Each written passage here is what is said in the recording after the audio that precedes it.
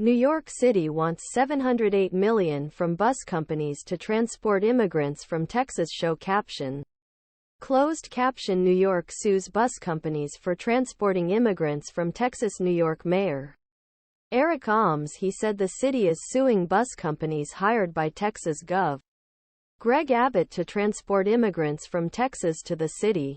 He is seeking $708 million in a lawsuit against 17 charter bus and transportation companies that brought immigrants from Texas as part of Greg Abbott's border plan.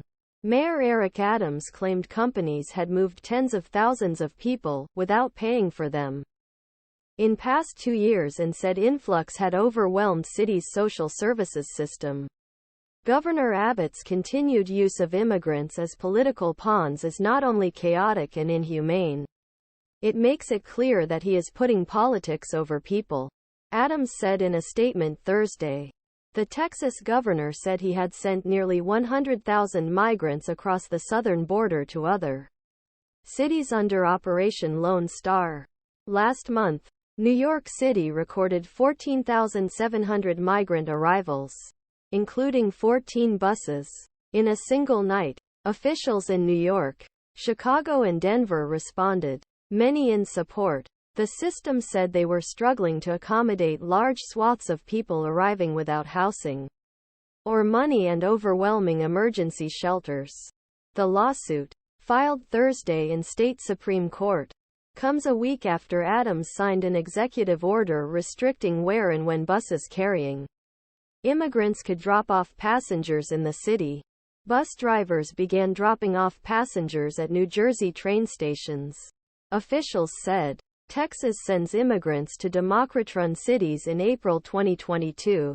Abbott began sending migrants by bus to what he described as self-declared sanctuary cities, including Washington, D.C., New York, Chicago, Philadelphia, Denver and Los Angeles, claiming Texas border towns were being overwhelmed by the border crisis.